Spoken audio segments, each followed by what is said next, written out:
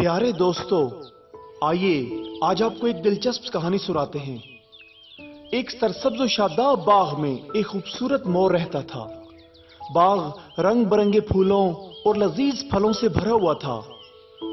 मोर को अपने खूबसूरत परों पर बहुत नाज था, लेकिन वो अंदर ही अंदर बहुत परेशान रहता था और ये सोचता था कि वो अपनी पहचान कैसे हासिल करे, कि वो कौन है, इसको किसने खल्क किया है और ये कि इसकी जिंदगी का हदफ और मकसद क्या है। वो सारा दिन बाग में इधर उधर चक्कर लगाता रहता।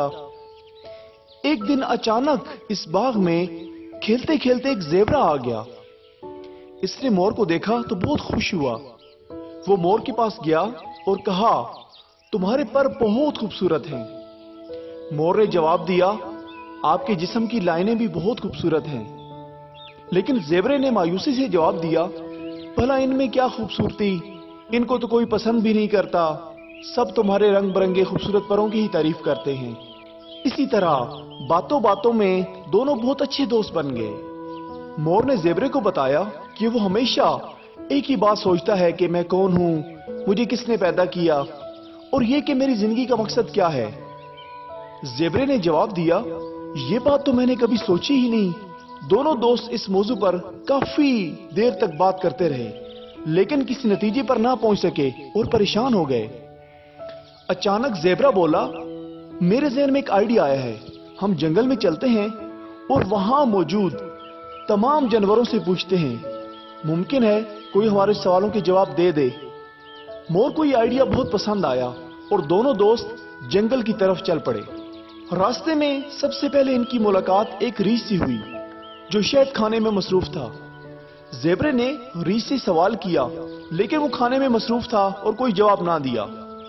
फिर आगे चलते चलते इनकी मुलाकात एक सांप से हुई जो अपने शिकार की तलाश में घूम रहा था। ज़ेबरे ने सांप से सवाल किया, इसने भी सख्ती से जवाब दे दिया, मुझे नहीं मालूम, और चला गया।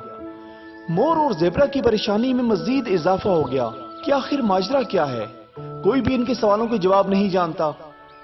इतने में उन्होंने एक लोमड़ी को अपनी तरफ आते हुए देखा।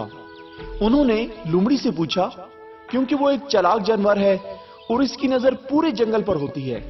लेकिन लोमड़ी ने भी वही जवाब दिया कि मुझे नहीं मालूम, और ये कहा कि थोड़ा आगे एक नदी के पास एक बुजुर्ग हाथी रहता है। इसके पास बहुत इल्म है और इसके पास तमाम जानवरों के मसाइल का हल भी है। मोर और ज़ेबरा बहुत खुश हुए। उन्होंने लोमड़ी का शुक्रिया अदा किया और तेजी से नदी की तरफ दौड़े और कुछ ही देर में बुजुर्ग हाथी के पास पहुंच गए। मोर ने हाथी से कहा कि हमने सुना है आपके पास बहुत इल्म है और आप तमाम मसाइल का हल भी जानते हैं। हाथी ने जवाब दिया, मेरा इसमें कोई कमाल नहीं, ये तो सब अल्लाह ताला की जात ने अता किया है। आप बताएं आप किस काम के लिए आए हैं। मोर ने कहा, मैं अक्सर इस बात को सोचकर परेशान हो जाता हूं कि मैं कौन हूं, मेरा खालिक कौन है और मेरी जिंदगी का हदफ और मकसद क्या है। ज़ेबरा बोला, हमने रास्ते में सब जानवरों से यह सवाल किया, लेकिन किसी ने भी इसका जवाब नहीं दिया। सब अपने अपने कामों में मसरूफ हैं। बुजुर्ग हाथी मुस्कुराया और बोला, बिल्कुल ऐसा ही है। ये बहुत ही बुनियादी और अहम सवाल है, लेकिन किसी के पास गौर फिक्र करने का वक्त ही नहीं, सब अपनी ही धुन में मगन हैं। फिर हाथी ने गहरी सांस ली और बोला, हम सब का खालिक और मालिक अल्लाह ताला की जात है। इस पूरी कायनात को उसी ने खल्क किया है। हम सब के लिए अपने आप को पहचानना बहुत जरूरी है। जब हम जान लेंगे कि हम कौन हैं और खुदा ने हमारे अंदर क्या क्या सलाहियतें पोशीदा रखी हैं, तब ही हम अपनी जिंदगी को इसके मुताबिक गुजार पाएंगे। हम सब के अंदर कुछ न कुछ खास है जिसको जानना इंतहाई अहम है। हाथी ने अपनी बात को आगे बढ़ाते हुए कहा, इसी तरह हमें अपनी खामियों को पहचानना भी बहुत जरूरी है ताकि हम इनको आहिस्ता आहिस्ता दूर कर सकें और अपनी शख्सियत को पूरा एतमाद और बावकार बना सकें। बुजुर्ग हाथी की इन बातों को सुनकर मोर और ज़ेबरा को बहुत ज्यादा सुकून महसूस हुआ और इन्हें अपने तमाम सवालों के जवाब भी मिल गए।